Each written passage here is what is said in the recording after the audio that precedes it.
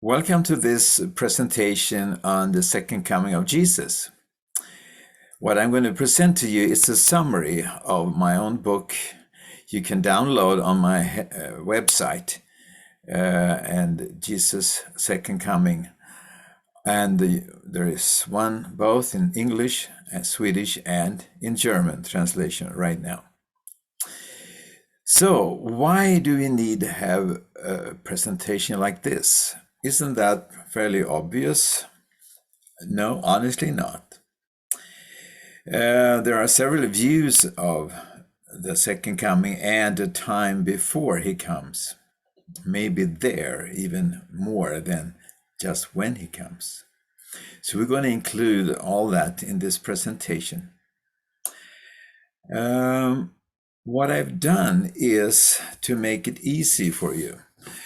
On my homepage, you can see I have something called Bibletexts about his second coming, and then with different subtitles. And just to mention a few here, Jesus' parables, his unexpected coming, everyone will see him, and different things like that. So that's to try to make it very clear for everyone. Because what I'm trying to use all the text, that maybe sounds like a surprise to you, but if there are so many texts in the Bible about his second coming, the fundamental churches seem to have taken the majority of them, and those who believe in the secret rapture have taken a minority of them. But why hasn't anyone picked all text about his coming? Well, there are actually more than I have picked, but I picked the one who are very clear about it. At least all the clear ones. So let's see what's going to come out of this. And honestly, whatever your background is, I believe you need to listen to this. And I give God all glory for it. So let's put on the PowerPoint presentation. And so now comes the Bible text about his second coming. And the majority of them will be from the NIV. Let's start with Matthew 24. In verse 36, no one knows about that day and hour, not even the angels in heaven, nor the Son, but only the Father. Please notice it says, not even the Son. And that might be a surprise, but we have no time to you. There is a very good explanation for that. So let's continue. But the main thing is no living person and no angels and no dead person, by the way, either, knows when Jesus is going to return. Only the Father. And then Jesus explains a little bit more around it. As it was in the days of Noah, so it will be at the coming of the Son of Man. Okay, we all know how evil they were and so on. But is that what Jesus is referring to? Let's see. For in the days before the flood, people were eating and drinking, marrying and giving in marriage up to the day Noah entered the ark. Well, some will try to make this be a bad thing, but we'll see when we read all the text. This is to show life went on as usual until Noah entered the ark. And those people, they knew nothing about what would happen until the flood came and took them all away. That is how it will be at the coming of the Son of Man. What? They knew nothing? Noah had preached, and so on, the ark on the land. Okay, but that's what the Bible is saying. That is how it will be. He first said that no one knows in verse 36, and now he says no one knew anything. And he continues to emphasize that, as if we don't believe him in his own words.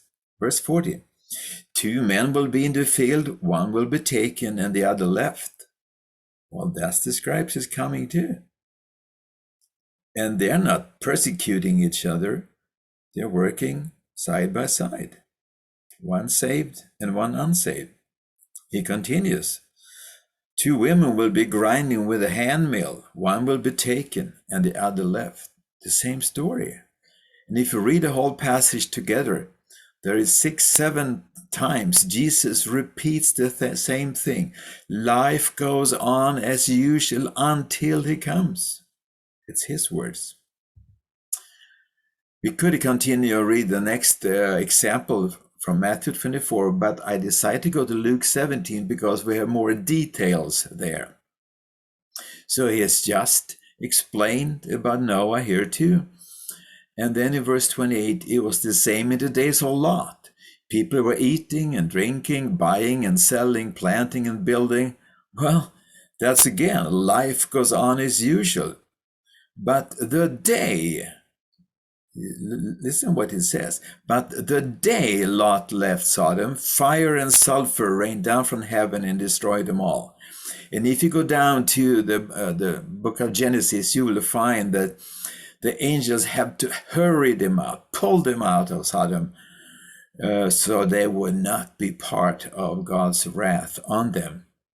Then it says, 30, it will be just like this on the day the Son of Man is revealed. Just. The same day. It rained from heaven, destroyed them all. And until that point, life was going on as usual.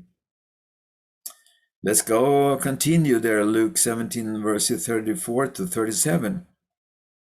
I tell you, on that night, 2 people will be in one bed. One will be taken and the other left.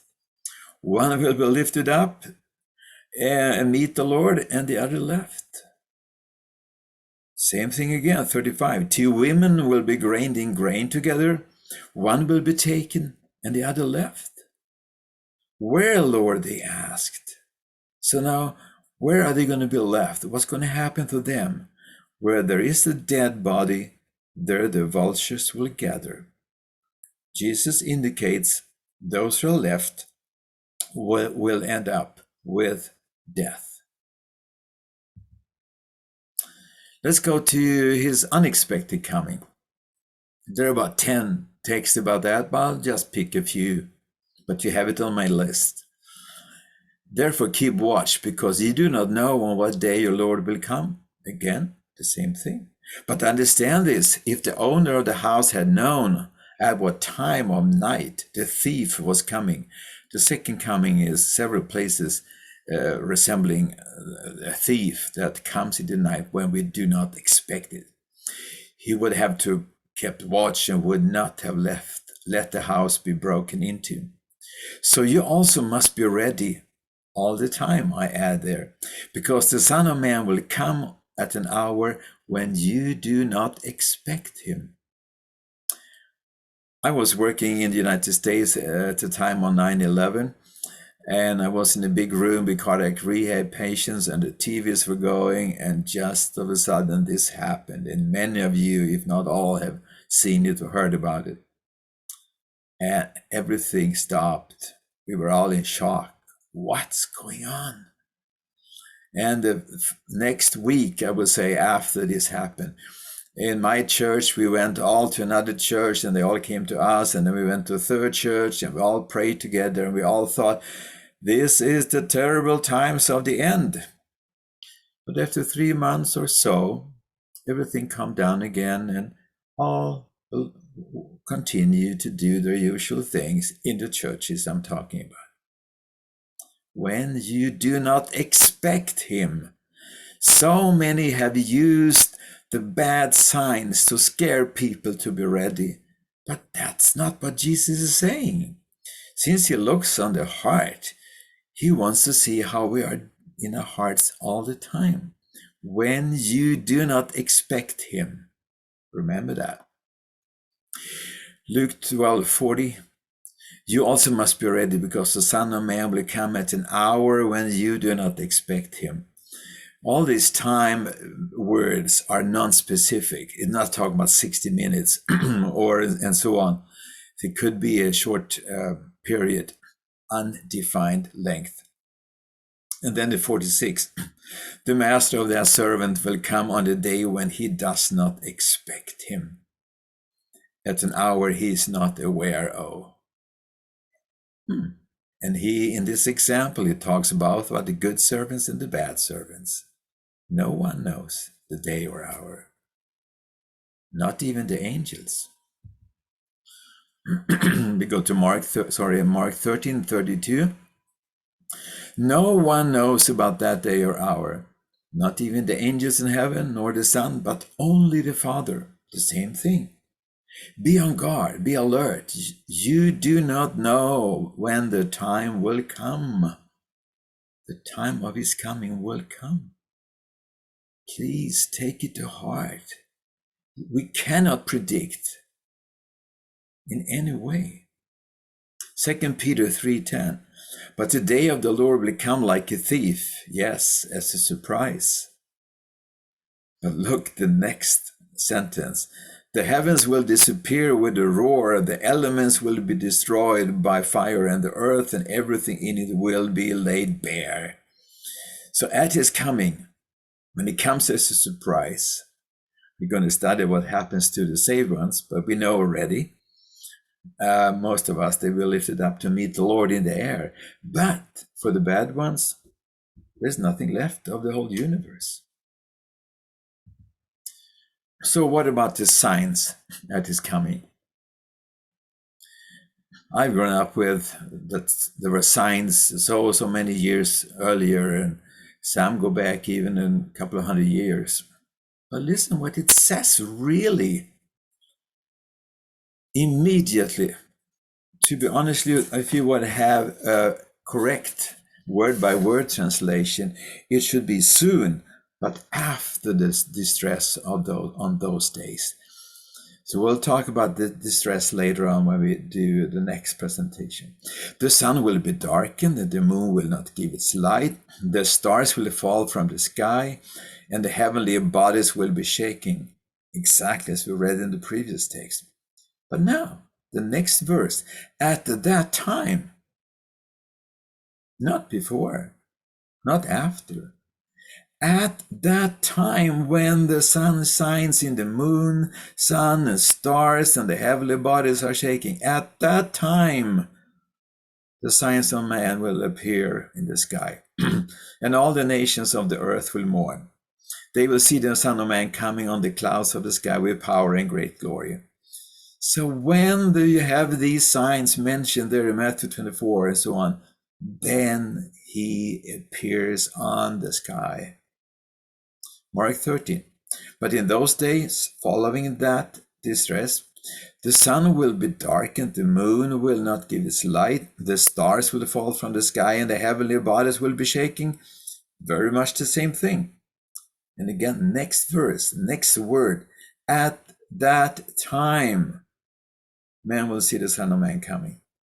So again, every time we read about these signs, it's connected to the second coming of Jesus.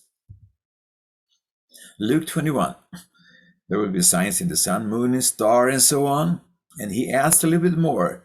And on the earth, nations will be in anguish. That means when this expression, we know when we study all the text, that this refers to the unsaved. They will be in anguish and perplexity at the roaring and tossing of sea. That's not what happens today. Let's continue to read. Men will faint from terror, apprehensive of what is coming on the world, for the heavenly bodies will be shaken. At that time is the next little phrase too. As earlier, they will see the Son of Man coming. Again, all three Gospels say exactly the same thing. Let's go to Revelation. We have no time to do it more than these text verses right now, but I've done a full presentation on the book of Revelation already in both English and Swedish. And let's read that, how the wicked are reacting. I watched as he opened the sixth seal. No, sorry, this is the universe signs. There was a great earthquake. The sun turned black, like a sackcloth made of goat hair. The whole moon turned red and so on. The stars fell like figs from a tree by the strong wind. The sky receded like a scroll, and every mountain and island was removed from its place. That's an earthquake both on earth and in the whole universe. So the signs are connected with the second coming. Also in Revelation, we can see if we study the whole passage. Then it says, everyone will see him. And there we're going to look at a couple of texts. I need to move this up a little bit so we can see. Look, he's coming with the clouds, and every eye will see him. Every eye will see him, even those who pierced him. And all the people of the earth will mourn because of him. And we read about that in Luke, the anguish and so on. Every eye will see him, even those who pierced him. So no one is excluded. It includes everyone. And Jesus says the same in Matthew 25. When the Son of Man comes in his glory and with his angels and so on, all the nations will be gathered before him. That means everyone. Nation is often an expression for totality and not for the saved ones. Includes even the wicked ones. So all the nations will be gathered before him, and he will separate the people one from another as a shepherd separates the sheep from the goats. So everyone will see him. And the last thing for this presentation about the glorious appearing. We already read about at that time, but now we're going to focus, make sure you don't miss this, with his glorious appearing. At that time, the sign of the Son of Man will appear in the sky, and all the nations of the earth will mourn. Here you see again the nations, a symbol for the wicked one. They will mourn, but the saved one will not mourn at all. They will rejoice. They will see the Son of Man coming on the clouds of the sky with power and great glory. And the same thing in Luke 21:27 also ended before, at that time. The Son of Man is coming, where? In the clouds with the power and great glory. Power and great glory. You know, one angel could be very glorious for people when they saw, and here Jesus comes with his glory. In one text even mentioned the Father's glory is there too. And of course, all the glory of the angels, and there might be billions of them. I don't know how many there are. So you can see the glory is enormous. Mark 13. At that time, men will see the Son of Man coming in clouds with great power and glory. Same thing. And Matthew 25:31. When the Son of Man comes in his glory, he will sit on his throne in heavenly glory. So there is no doubt that when Jesus comes, everyone will see him. He will come in his glory. His coming is unexpected, and life goes on as usual until he comes. The unusual, as usual life could be that some have a peace and some have a war. Some have a fire raging in the mountains, or some have riots or even a war. So we don't know what's going up and down. All these things happen, comes and goes in different places more than others, it seems like. But life goes on as usual until he comes with his glorious coming. And then next time we're going to see what happens then to those who don't believe at him.